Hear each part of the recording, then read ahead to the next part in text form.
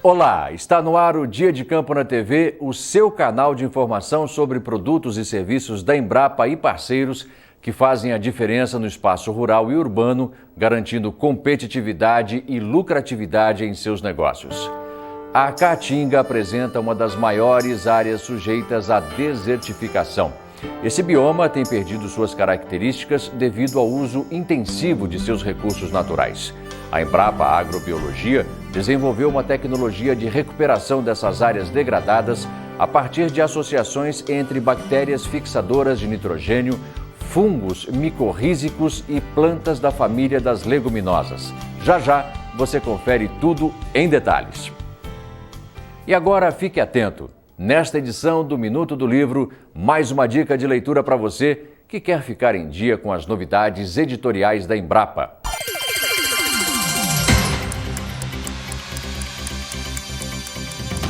Você sabe o que é leite orgânico?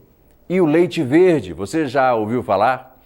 O que fazer para produzir leite de boa qualidade para o mercado consumidor? Para resolver essas e outras dúvidas sobre este assunto, o livro 500 Perguntas, 500 Respostas, Gado de Leite pode ajudar o produtor.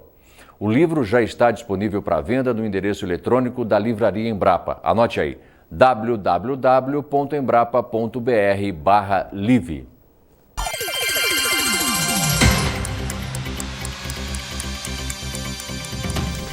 E agora vamos ao nosso tema principal, que é a recuperação de áreas degradadas na Caatinga.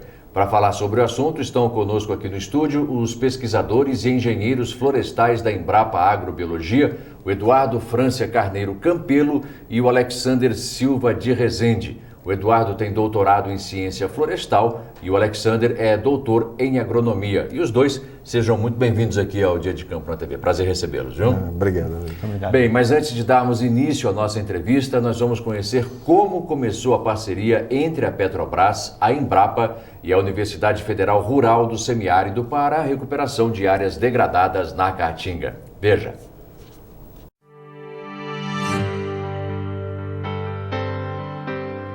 A Caatinga é uma das maiores áreas sujeitas à desertificação no Brasil.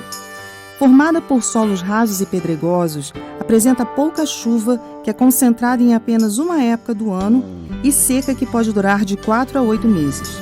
Ocupa cerca de 10% do território nacional, ou 845 mil quilômetros quadrados, mas sua maior parte está concentrada na região Nordeste, cobrindo a maior parte dos estados do Piauí, Ceará, Rio Grande do Norte, Paraíba, Pernambuco, Alagoas, Sergipe, Bahia e a parte nordeste de Minas Gerais. Apesar da extensão do bioma, ele está sofrendo com a interferência humana, com a perda de espécies da fauna e da flora locais. Atividades socioeconômicas baseadas em ações extrativistas, que vão desde a substituição da vegetação nativa por agricultura e pecuária, sem a adoção de práticas de conservação do solo, até a exploração de madeira para combustível, tem levado esse bioma a perder suas características. No Rio Grande do Norte, onde há intensa exploração e produção de petróleo em terra, a Petrobras decidiu implantar um projeto para a recuperação das áreas degradadas pela extração de pissarra, uma espécie de saibro e cascalho retirada do solo para ser utilizada em aterramento nas jazidas de petróleo e também nas cidades para a construção civil. Foi assim que a empresa entrou em contato com a Embrapa Agrobiologia, que já tem um trabalho consolidado de recuperação de áreas degradadas em outras regiões brasileiras, principalmente nos biomas Mata Atlântica e Amazônia. Em alguns processos, a Petrobras lança mão do uso de pissarras e tem que ser adquirido, esse material tem que ser adquirido em uma jazida, em que a Petrobras faz o trabalho de minerário durante o tempo em que essa jazida ela está ativa. Então, isso gera áreas que ficam degradadas ao longo dos anos e, devido à responsabilidade socioambiental, que é um dos valores da empresa, ela tem por obrigação de recuperar essas áreas degradadas. Então, foi por esse motivo que a Petrobras partiu para lançar mão dos conhecimentos da Embrapa para tocar esse desafio junto com a Petrobras. Além da Petrobras e da Embrapa, a iniciativa também envolve a Universidade Federal Rural do Semiárido e a Fundação Guimarães Duque. O projeto piloto foi realizado em jazidas de pissarra próximas aos municípios de Açu e Mossoró, no interior potiguar. O processo de extração da pissarra retira as camadas iniciais do solo e muitas vezes pode chegar a cerca de 15 metros de profundidade, até que todo o material seja retirado e a jazida seja encerrada. A intenção é, após o encerramento da jazida, integrar novamente esse ambiente à paisagem da Caatinga original. Enquanto a Mata Atlântica, o Cerrado e a Amazônia têm sido motivo de fortes ações ambientais para conter sua degradação, a Caatinga não tem tido a mesma sorte e a destruição gradativa do bioma é silenciosa. A derrubada da vegetação nativa, seja para a exploração de pissarra, seja para o consumo de lenha, intensifica o processo de erosão do solo e, consequentemente, da desertificação. O problema é acentuado pela falta de estímulo a programas de fomento florestal. Se ações efetivas não forem postas em prática, gerando alternativas à madeira para fins energéticos na região, o impacto pode ser irreversível e toda essa riqueza pode se perder. O projeto foi iniciado há pouco mais de 5 anos e desde que foram efetivamente plantadas as primeiras espécies, há cerca de 3 anos, houve um avanço significativo na pesquisa. Já é possível encontrar árvores com mais de 4 metros de altura e a área que antes estava bastante degradada agora está totalmente coberta pela vegetação. A fauna já está presente novamente na região e a paisagem foi totalmente integrada à caatinga nativa, o que prova que é possível e viável a recuperação de áreas degradadas.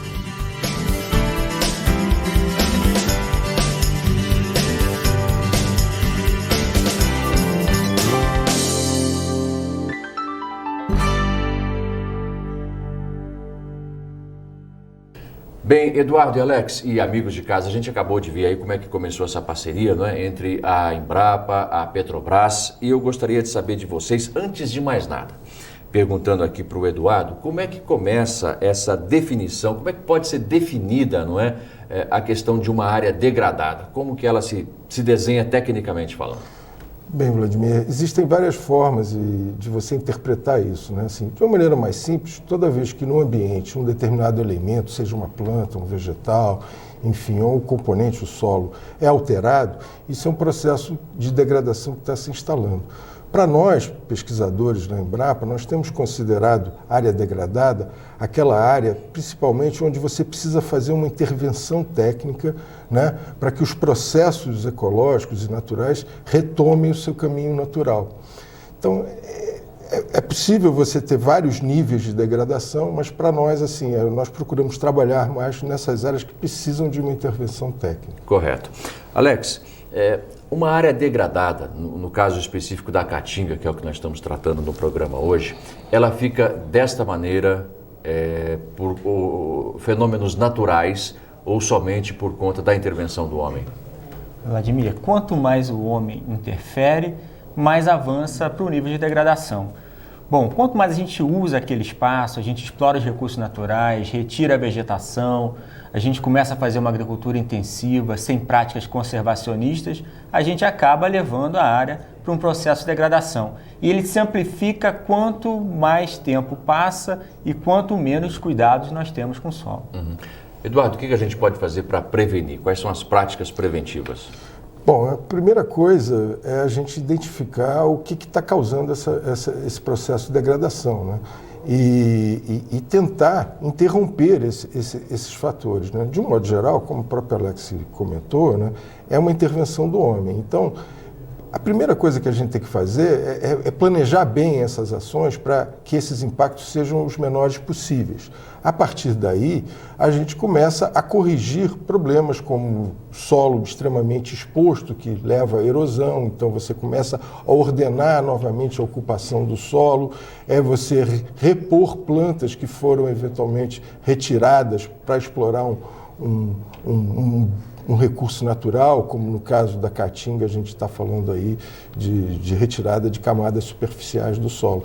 Então, é planejar e utilizar técnicas, né, voltadas principalmente para que você utilize aquelas técnicas que têm harmonia com o meio ambiente, que a própria natureza nos oferece, né? Recursos que a própria natureza permite que você aplique para recuperar um ambiente. Né? A gente vai tratar desse assunto específico durante o programa, mas, o Alex, em termos de degradação, você tem informações da situação do Brasil e até do mundo hoje? Como é que o homem está tratando o seu solo?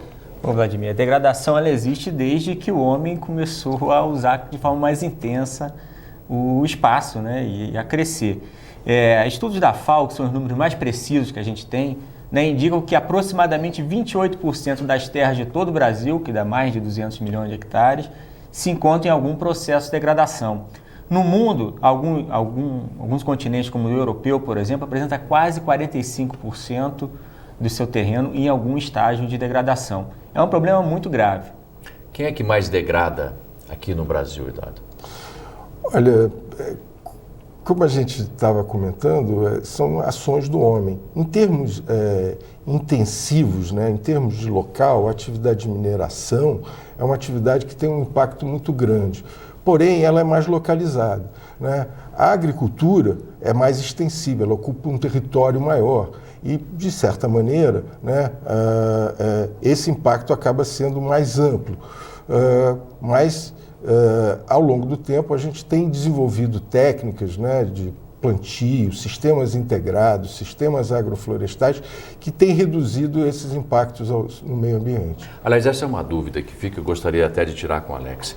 Quando você tem o desmatamento, que aliás vem diminuindo, apesar de ainda ser grande, diminuindo bastante em várias regiões do país, não é? Você tem o desmatamento, necessariamente você já tem a degradação do solo? Vladimir, qualquer intervenção que a gente faça, a gente já altera um pouco o ambiente. Mas o solo, nesse primeiro momento, está em uma condição ainda excepcional. Se a gente trabalha com práticas conservacionistas, a gente mantém essa área extremamente produtiva por um bom período de tempo. O problema é que, normalmente, a gente acaba pensando numa condição de produção pouco conservacionista e causa para a gente um problema bastante sério. Falar um pouquinho mais especificamente agora da questão da caatinga. Eduardo, por que a caatinga é um bioma tão importante e extenso, a gente viu na reportagem, cerca de 10%, né, do território nacional, está tão ameaçado no que diz respeito à degradação?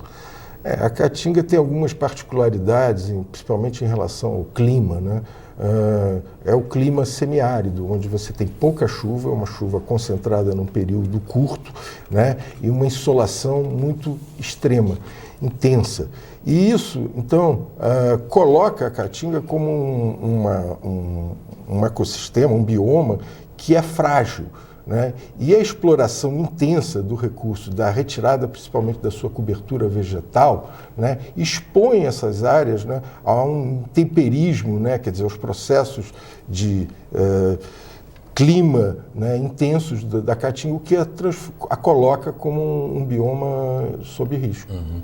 E a gente viu na matéria também, Alex, que a retirada da pissarra, até nessa parceria com a Petrobras, é um ponto importante, principalmente lá no Rio Grande do Norte, onde acontece a extração do petróleo em terra, né? A pissarra é um tipo de solo que tem algumas utilizações, é isso, né? Só para quem já viu a reportagem, mesmo assim a gente confirmar, quem chegou um pouquinho mais tarde, ligou a televisão agora, ter conhecimento disso também. Perfeito. Bom, a pissarra é um material que é chamado em outros lugares de saibro, é um material em geral utilizado para aterro, para terraplanagem, para a partir daí se construir as fundações. Não é de uso exclusivo da Petrobras, toda a construção civil usa isso, as nossas casas também usa esse material. Então existem várias áreas de extração de pissarra ou de saibro Brasil afora. Então a técnica se aplica a um grande leque, a um grande número de possibilidades de extração desse material. Quer dizer, e no caso da caatinga, Eduardo, é um fator importante para a degradação do solo, né?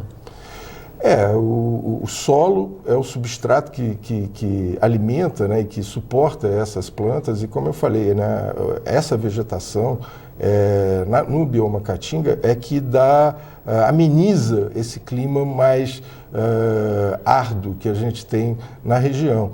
E você, ao tirar esse substrato, né, você dificulta a reintrodução e o surgimento natural, através dos mecanismos de sucessão ecológica, né, de novas plantas. Então, assim, você intensifica o processo de degradação com a retirada desse Alex, material. pelo que você falou, se a utilização da pissarra ou do saibro na construção civil, evidentemente que não deve ser só a Petrobras que utiliza esse material por lá, né? Exatamente. Na verdade, toda a construção civil, construção de estradas, indústrias e tudo mais são usuários diretos desse material. Ou seja, não deve haver também um controle efetivo, 100%, de como esse material é retirado, né?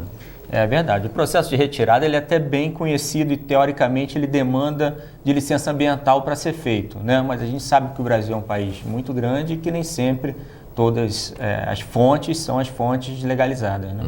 Eduardo, vamos falar um pouquinho agora mais diretamente das técnicas de recuperação dessas áreas degradadas e do trabalho da Embrapa nesse sentido. No que ele consiste? Bom, especificamente, você tem várias possibilidades de iniciar um processo de recuperação, e isso está diretamente relacionado a um diagnóstico prévio do nível de degradação que você tem. Em algumas situações, se você tiver perto resíduos ou a presença de vegetação nativa da própria caatinga e você não tiver o solo muito alterado, você basta fechar a área, interromper, né, a presença de animais, enfim, cercar a área, que vai haver o surgimento natural de plantas que vão chegar, sementes, e que vão germinar e que vão crescer. Em outras áreas, às vezes, o fator fogo é o fator que degrada o ambiente, então você precisa eliminar esse componente. E no caso da Embrapa, o que a gente tem abordado são situações mais extremas, como eu mencionei no começo, onde você precisa plantar, né? E a técnica de recuperação da Embrapa é uma técnica que se utiliza de recursos que a própria natureza nos oferece, como a simbiose entre plantas e micro-organismos, né? É uma associação onde os dois organismos se beneficiam, né? E como é o caso da fixação biológica de nitrogênio. Além dessa bactéria que se associa a plantas, né, principalmente da família das leguminosas, a gente também tem um fungo do solo, né, esses fungos micorrízicos que aumentam a absorção de água, né, e num ambiente seco como é a caatinga, isso é uma vantagem competitiva. Então, o que a gente procura é interromper os processos de degradação, implantar essas plantas associadas a micro-organismos que têm uma vantagem competitiva em termos de estabelecimento, e depois deixar que os mecanismos de sucessão natural, os mecanismos naturais, se restabeleçam. Agora, Alex, essa é uma questão de manejo, né? Essa questão de se aplicar o nitrogênio na planta, nos nódulos, nas raízes, e depois ela é cultivada até um certo ponto fora do terreno onde ela vai ser plantada. Ela é colocada ali, inclusive eu me lembro na reportagem a citação da época da chuva para o plantio, onde ela já está mais encorpada, inclusive. Quer dizer, tem que haver toda uma estratégia também para esse plantio ser bem sucedido, né? Perfeito. Um dos grandes problemas da caatinga é o curto período em que chove na região, né? Então você precisa trabalhar com o momento certo de entrada das plantas, que é justamente o início do período chuvoso. Então, como conseguir isso? Inicialmente, a gente precisa produzir essas mudas em condições controladas, o que a gente chama de são os viveiros de produção de mudas, são instalações super simples, mas que permitem com que a muda esteja exatamente no ponto de plantio quando se inicia o período chuvoso, né? E é durante esse processo que você faz toda essa seleção do inoculante mais adequado para a planta, para que você possa ter uma associação planta-bactéria bastante adequada. Eduardo, essa associação entre as bactérias e as plantas são utilizadas, evidentemente, as bactérias naturais, né? Cada planta tem um tipo de exigência ou uma mesma bactéria serve para todas? Não, existe uma especificidade, né, quando a gente fala principalmente nessa associação que fixa o nitrogênio, né? E por isso o trabalho da pesquisa é importante, porque a gente precisa selecionar aquela bactéria que é mais eficiente para aquela espécie. E Você pode ter uma bactéria que coloniza as plantas, que formam aqueles nódulos, que são verdadeiras fábricas de fornecimento de nitrogênio para a planta. Porém, às vezes essa bactéria forma muito nódulo, mas dá pouco nitrogênio para a planta. Então, o trabalho da pesquisa é justamente fazer essa seleção, encontrar uma planta, uma bactéria específica para aquela planta que forneça muito nitrogênio em troca de pouco carboidrato da fotossíntese, né? Que gaste pouca energia para a planta poder crescer mais. Alex, antes da gente ir para o intervalo, algo que me chamou a atenção, que eu não vi, inclusive, na reportagem, é o seguinte: no caso da retirada da pissarra, que é esse material do solo, depois é possível se fazer o plantio dessas árvores, dessas plantas para a sua recuperação e a não degradação. Mas o relevo, ele fica irremediavelmente alterado. Verdade, Vladimir. Ali você tem que trabalhar com o que a gente chama de ordenamento da paisagem. O que é isso? É tentar amenizar as cavas, né, que no futuro vão continuar com água, não tem jeito, infelizmente o terreno você não altera, e vai fazer todo o plantio nos taludes e no entorno dessas áreas, né? Esse é onde a tecnologia pode ser bem aplicada. Ok, obrigado aos dois. A gente vai voltar daqui a pouquinho após o intervalo, porque agora nós vamos então dar um pequeno tempinho. Na volta, a gente continua a conversar com os nossos convidados. E no quadro Na Prática, você vai aprender a fazer um macarrão com hortaliças. Não acredita? Então espera aí que você vai ver, porque a gente volta já já.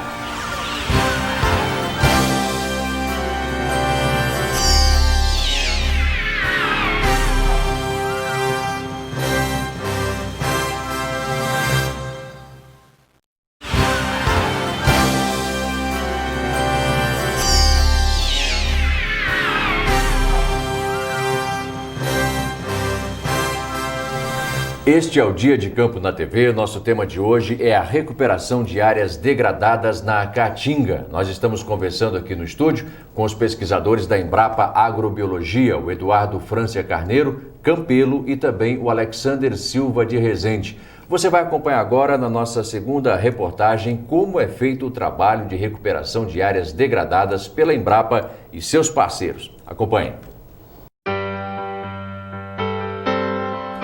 A tecnologia de recuperação de áreas degradadas por extração de pissarra na Caatinga pretende fazer com que o ambiente já bastante degradado pela ação humana seja novamente incorporado ao bioma, recuperando funções do ecossistema original, como cobertura do solo, alimento e abrigo para animais.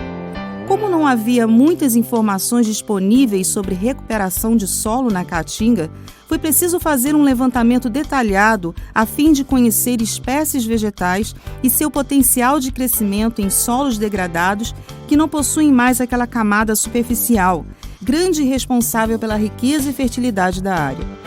Para isso, os pesquisadores vêm trabalhando na busca de bactérias e fungos existentes no solo que se associam naturalmente a plantas da família das leguminosas, favorecendo seu desenvolvimento. Para contribuir com esse processo, é feita a inoculação de mudas com bactérias fixadoras de nitrogênio e fungos micorrízicos. E todo o desenvolvimento inicial das mudas é acompanhado em viveiro. Os fungos aumentam a capacidade da planta de retirar água e nutrientes do solo, deixando-a mais resistente. E as bactérias possibilitam que ela use o nitrogênio existente no ar. Todo esse processo ocorre dentro de estruturas formadas nas raízes das plantas, chamadas de nódulos. A aplicação prática dessa técnica envolve atividades de adequação da paisagem dos taludes das jazidas antes do plantio, além do coveamento do terreno e adubação das mudas. A fim de recuperar a caatinga original e manter o equilíbrio do ecossistema, são plantadas espécies nativas desse bioma, como a jurema preta, a jurema branca, o sabiá e o jucá. Só devem ser levadas a campo mudas que estejam bem desenvolvidas e com boa qualidade. O plantio deve ser feito logo quando se iniciam as chuvas. As mudas devem ser colocadas nas covas já adubadas, com o cuidado de ter sido retirado o saco plástico que envolve as raízes sem danificá-las.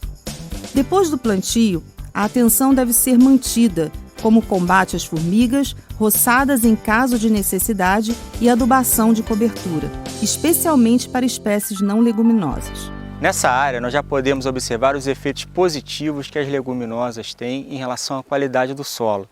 É fácil observar que nas áreas que não existem plantas, o solo ainda está perfeitamente descoberto, e nas áreas em que a gente tem planta, você já percebe toda a serrapilheira sendo depositada e principalmente aqui o surgimento de novas espécies nativas da caatinga que já permitem o início de regeneração desse processo, né? Essa camada, mesmo que fina desse material orgânico depositado, já é uma camada capaz de fornecer nutrientes e permitir que outras plantas se desenvolvam nessa condição. Como forma de garantir o acesso a essa tecnologia, a Embrapa, juntamente com os parceiros desse projeto, lançou um manual para a recuperação das áreas degradadas por extração de pissarra na caatinga.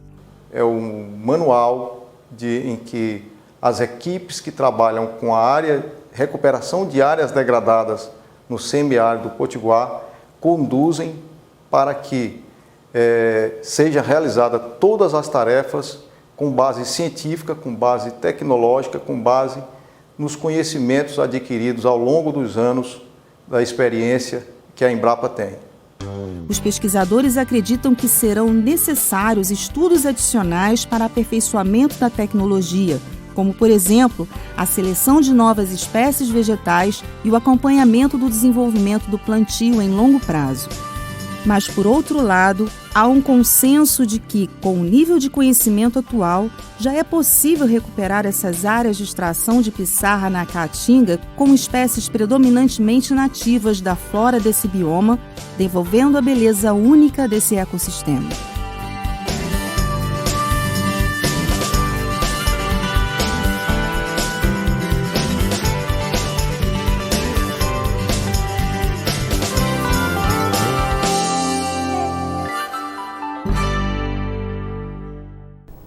Bem, Eduardo, Alex, a gente acabou de ver junto com o pessoal de casa aí a segunda reportagem. Eu gostaria de perguntar para você o seguinte, Eduardo, você falou bastante na questão das bactérias ainda no final do primeiro bloco, mas para isso funcionar bem existe a implantação dos inoculantes, não é isso? Como que é feito esse trabalho, até que ponto ele está desenvolvido, como que as pessoas, o produtor, o pequeno produtor, o morador da região da Caatinga pode ter acesso a isso? Bom, Vladimir, primeiramente, assim, a gente falando e descrevendo esse processo de associação da bactéria com a planta pode parecer uma coisa muito complexa, mas a aplicação desse quase ficção científica, mas não é nada disso, né? É muito simples, na verdade, né? E na verdade o que a gente tem que trabalhar, a gente aborda, quer dizer, toda a inoculação é feita na semente. Antes de plantar, você precisa inocular a semente, porque aí a planta já começa a emitir as suas raízes em contato com essa bactéria. Agora, esse inoculante, né, essas bactérias crescem num meio, num substrato, que muitas vezes a gente utiliza a turfa, né, e isso entra em contato com toda a superfície da raiz e a partir daí, no caso das mudas, que é o trabalho que a gente faz mais diretamente para recuperar áreas degradadas, essas sementes são levadas para os recipientes, que podem ser sacos plásticos ou tubetes, e ali elas crescem já em contato com a bactéria, né? Agora, para o agricultor ter acesso a esse material, o que acontece é o seguinte: hoje os inoculantes que são mais comuns no mercado não são específicos para essas espécies florestais. O Brasil é o segundo maior plantador de soja, né, e o maior exportador de soja e milho, que está começando a ter inoculante. Esses são os inoculantes mais comuns no mercado. Então, assim, é a demanda, né, por esse tipo de inoculante que vai levar a indústria a oferecer isso, né? Quer dizer, precisa cada vez mais procurar esse produto no mercado. Até que isso aconteça, nós, a Embrapa Agrobiologia, tem atendido pedidos, né, através do seu SAC, né, que é um endereço que vai ser mostrado aqui ainda no programa, né, onde é possível solicitar para as espécies que forem serem plantadas para enfim, diferentes projetos de recuperação de áreas degradadas. Alex, pelo que o Eduardo está falando, então, ainda não é possível que qualquer pessoa faça uso dessa tecnologia? Então, o grande problema, a limitação é simplesmente que o produto ainda não está no mercado de uma forma que você possa buscar em qualquer loja agropecuária. O produto existe, né, mas ainda não temos empresas com interesse direto nele. Alex, então não adianta se fazer o plantio dessas mudas sem a aplicação do inoculante? Ô Vladimir, os resultados do trabalho que a Embrapa vem desenvolvendo vem mostrando que os resultados são fantásticos quando você usa a inoculação, né? Porque você seleciona a melhor parceria entre planta e bactéria. Então, a Embrapa recomenda que sempre seja feito o plantio a partir da inoculação com essas bactérias. Perfeito.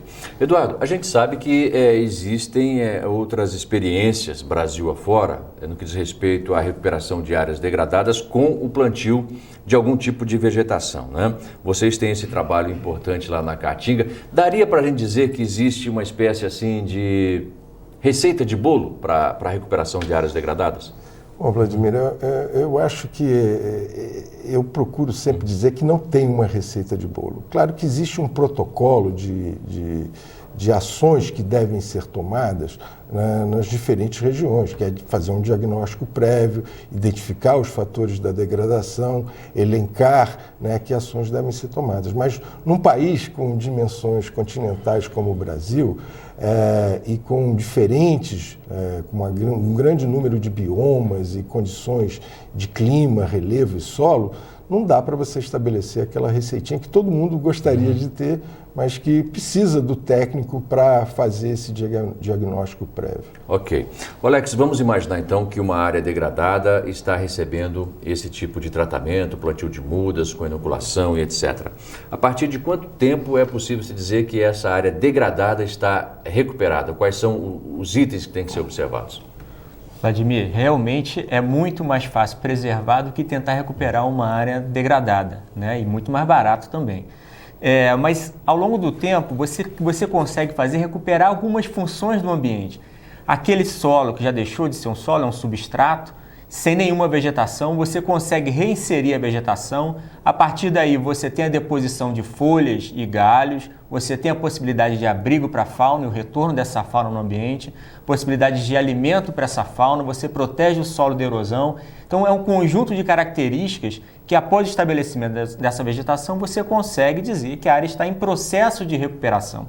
E esse processo de recuperação ele é visualmente perceptível a partir de 2 a 3 anos após o plantio, mas ele é contínuo, ele não para mais até um novo equilíbrio dessa área. Até porque senão degrada de novo. Exatamente. Aí se complica muito mais, né?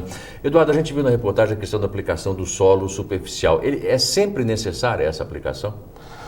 Olha, eu não diria que é sempre necessária, mas é uma prática recomendável. Por quê? Porque uma aplicação, mesmo que seja uma camada mais fina, né, em torno de 5 centímetros que você aplique, quando você tem a alteração, a retirada dos horizontes superficiais do solo, você perde ali junto boa parte da biota do solo, né, dos micro-organismos, além do banco de sementes. Então, quando você reintroduz esse material, você traz de novo, né, uma grande vida para o solo e você também traz muitos propágulos, acelerando o processo de recuperação ambiental. Claro que nem sempre isso é possível. Você não vai tirar de uma área que está íntegra, né, para levar para uma área degradada, porque você aí está tirando de um local que vai começar a ser degradado para levar para outro. Mas havendo disponibilidade, quando o processo pode ser casado de uma exploração que vai começar num determinado ponto, você pode usar esse material, então, e é recomendável.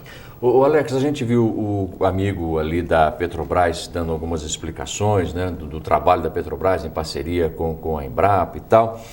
Você que está acompanhando isso desde o começo, como é que surgiu? Uma necessidade chamou a outra, inclusive com a parceria também da Universidade Federal Rural do Semiárido, né? Como é que as coisas se convergiram para essa parceria? Bom, na verdade começou por uma demanda da Petrobras, porque ela tinha esse problema, precisava de protocolos para recuperar as suas áreas e não encontrava informação disponível na academia. E aí veio a procura à nossa unidade, que já tem uma longa trajetória disso no país. O que nós fizemos? Fizemos uma campanha de campo, observamos nossa área, né? Buscamos uma parceria local, que é a Universidade Federal Rural do Semiárido, que é fundamental não só para montar expertise local, mas para trazê-los as informações da Caatinga, e aí formamos essa parceria de bastante sucesso, que em pouco tempo já pôde dar alguns frutos, né?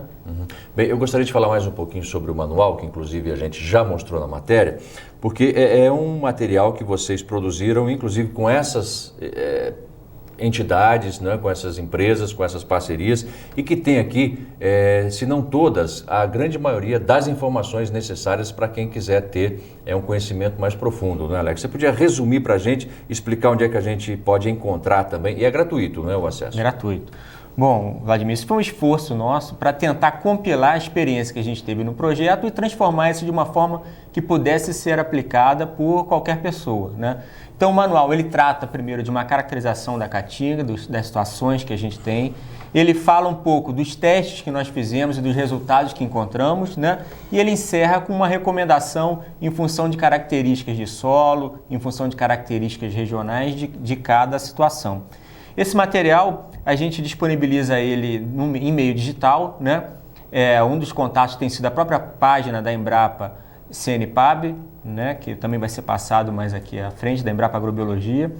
E também pelo e-mail, que também vai aparecer um pouco mais abaixo, que é o Serviço de Atendimento ao Cidadão da Embrapa. A partir desse, você consegue o material e a gente envia com um e-mail com o maior prazer. E pode fazer o download, imprimir em casa também, monta ali o seu manualzinho e tem a informação disponível exatamente no mesmo momento. Exatamente. Né? Instantâneo. Eduardo, qual que é a mensagem que você pode até nesse momento falar em nome do Alex, que a Embrapa tem para se deixar nessa semana que a gente está vivenciando aqui, a Semana da Árvore, muito embora eu particularmente discorde, eu acho que não só a Semana da Árvore, mas em outras efemérides que a gente tem, não só uma semana, são todas as semanas, todos os dias que a gente tem que se preocupar com isso, né? Em cima desse trabalho que vocês vêm realizando. Bom, Vladimir, eu acho que a gente, né, mostra claramente a importância das árvores nos diferentes ambientes, né? E eu acho que principalmente na agricultura, quando a gente busca tanto, depois da Rio+20, que aconteceu esse ano aqui no Brasil, né? Em ter a busca pela sustentabilidade, né, da agricultura sustentável, né? Que é um trabalho que a Embrapa, né, vem tentando liderar nos trópicos, em todo o planeta. A árvore, a inserção da árvore nos sistemas produtivos, nos sistemas agrícolas é fundamental. No passado, né, no início da agricultura, a árvore foi sempre olhada como um fator que atrapalhava a exploração agrícola. Eu acho que hoje a gente tem tecnologia suficiente e entende que a árvore é uma grande aliada, não só para fornecer riquezas e gerar renda dentro da propriedade, como na busca dessa sustentabilidade, seja como um abrigo natural para os agentes dispersores. A agricultura precisa de polinização, né, para produzir, e boa parte desses agentes de polinização na natureza se abrigam dentro do ambiente florestal, na presença de árvores. Então, é essa a mensagem. A árvore é a nossa aliada e nós precisamos preservá-las cada vez mais. Seja uma árvore pequena, média ou grande, ela é muito mais parceira do que problema, né? Alex, e do seu ponto de vista, o que é preciso ser feito ainda para que a Embrapa e os parceiros que já chegaram, outros que possam vir, para se expandir esse trabalho por toda a região que é considerada bioma caatinga no país? Bom, Vladimir, existem algumas situações que podem fazer isso alavancar, né, esse processo. Sem dúvida, programas como esse aqui ajudam muito, né? Que chega na casa do produtor, ele conhece a ter a informação a partir daí. E isso é fundamental. A tecnologia existe, o material existe, o que as pessoas precisam é ter a consciência e a vontade de iniciar a reversão desse processo. Isso, na sua opinião, Eduardo, como é que pode ser feito? Além desta divulgação, o que mais pode acontecer? Porque existem questões culturais, evidentemente, questões de conhecimento, né? Para que a gente consiga reverter no país essa visão de que é mais fácil desmatar, é mais fácil destruir, tem um lucro, um ganho rápido e depois, né, deixa que outra pessoa resolve a situação. Eu sou otimista e acredito, né? Eu já tenho uma trajetória, né, trabalhando com essa questão e eu vejo cada vez mais essa consciência crescendo na sociedade, né? A educação, né? A educação ambiental nas escolas, enfim, cobrando. Eu vejo as empresas agora falando cada vez mais em se preocupar com isso e esse é o caminho. Eduardo Frância Carneiro Campelo e Alexander Silva de Rezende, pesquisadores da Embrapa Agrobiologia. Prazer em recebê-lo aqui. Eduardo, vê se volta mais, hein? Alex, prazer em recebê-lo. E se você quer mais informações sobre o assunto, entre em contato com a Embrapa Agrobiologia em Seropédica, no Rio de Janeiro. O telefone é código de área 21 e o número é 3441-1500. Por e-mail, o endereço é saque@cnpab.embrapa.br. E na internet, o endereço é www.cnpab.embrapa.br. Você já experimentou misturar macarrão com algum tipo de hortaliça? Então pegue lápis e papel, porque você vai ver agora como é possível inovar na cozinha usando apenas a sua criatividade. Está começando agora o quadro Na Prática para provar que hortaliça não é só salada.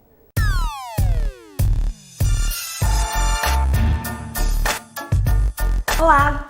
Com certeza você já deve ter se deparado com um belo prato de macarronada à bolonhesa ou uma linda lasanha de presunto e queijo, não é mesmo?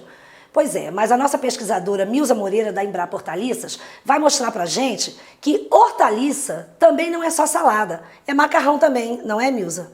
Seja bem-vinda. Obrigada, Raquel. Sim, o macarrão é uma excelente opção para você apresentar a hortaliça, para preparar a hortaliça, variando a salada de todo dia.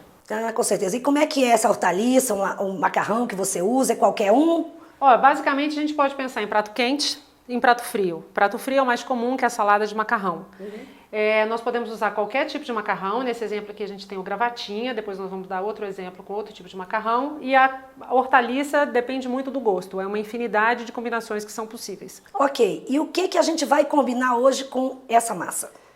Macarrão com abobrinha e queijo gorgonzola. Eu trouxe aqui as duas abobrinhas para mostrar. Essa é a italiana, essa é a menina. São equivalentes nesse prato. Você pode usar aquela que você gosta mais. E pode cortar em rodela, bem fininha, para cozinhar rápido, ou ralada, como é apresentado aqui. Cebola e alho e outro tempero que você gosta de usar no macarrão. Ok, então vamos ao preparo? Vamos ao preparo. Então, ok, vamos lá.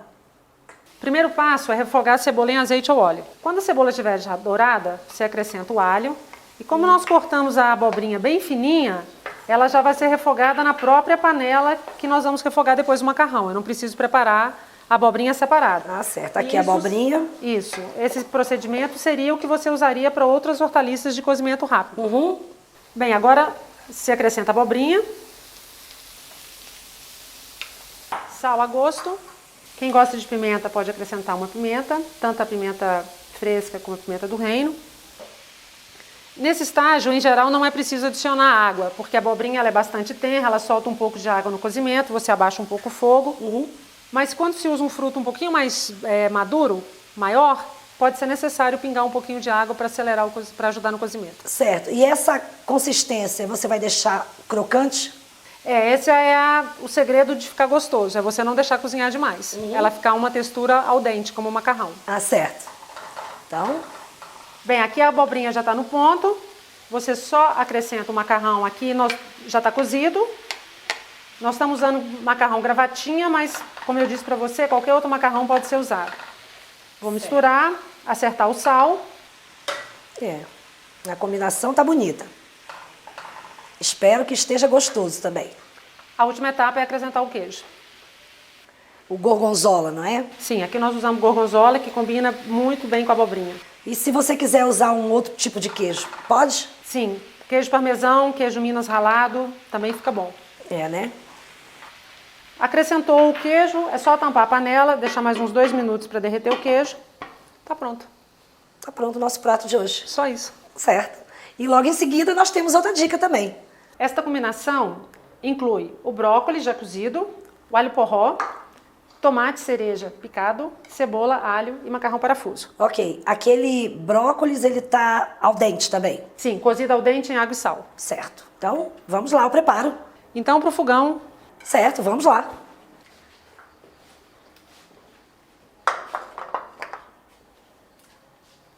Então, nós começamos refogando o alho porró. Eu coloco o alho um pouquinho antes da cebola, porque ele demora um pouco para cozinhar. Posso, inclusive, tampar a panela por 1,5 minutos a 2 para acelerar o cozimento. Certo. E esse alho, Milza, a gente vai deixar ele bem crocante? Sim, sempre, com todas as hortaliças que entram nesse prato. Raquel, nesse ponto que o alho porró já começou a murchar, mas ainda está crocante, nós vamos acrescentar a cebola. Certo, aqui a cebola. O alho porró é uma hortaliça muito interessante para você intensificar o sabor de vários tipos de prato, principalmente esses com macarrão e sopas. Bem, agora eu coloco o alho, sal a gosto, Sal.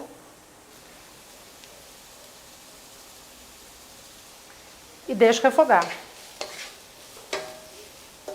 A cebola já está refogada, nós podemos acrescentar o macarrão. Vamos colocar o macarrão antes do brócolis para incorporar melhor o tempero do alho porró, da cebola e do alho. Misturo bem. E exemplo da outra receita, Milza, a gente pode usar outro macarrão aqui também, não é? Sim, qualquer tipo de macarrão que você goste. Certo. Podemos acrescentar o brócolis. E no lugar desse brócolis, Milza, a gente pode usar aquele outro que a gente encontra com mais facilidade no supermercado? Você vai usar da mesma maneira. Certo. O último ingrediente é o tomate. Você pode acrescentar ainda com o fogo ligado ou já com o fogo desligado. Acerta o tempero, acrescenta o queijo ralado de preferência, parmesão ou minas, e o prato está pronto para ser servido. Um belo prato, por sinal, não é? E uma maneira diferente de você servir o tomate e o brócolis, que é uma comida comum de todo dia. Ok, obrigada. Além dessas combinações, você pode usar a sua criatividade e inventar 1000 novos pratos. E depois dessas dicas, o seu almoço de domingo com certeza nunca mais será o mesmo. Tchau! As receitas que você acabou de acompanhar no quadro Na Prática fazem parte do projeto Hortaliça Não É Só Salada, desenvolvido pela Embrapa Hortaliças aqui em Brasília. E para mais informações sobre esse assunto, anote aí o endereço saque@cnph.embrapa.br. E o Dia de Campo na TV, infelizmente, vai ficando por aqui. Semana que vem a gente volta a se encontrar no mesmo horário para mais um bate-papo gostoso sobre as tecnologias da Embrapa. Um ótimo dia para você e até o nosso próximo encontro. Tchau!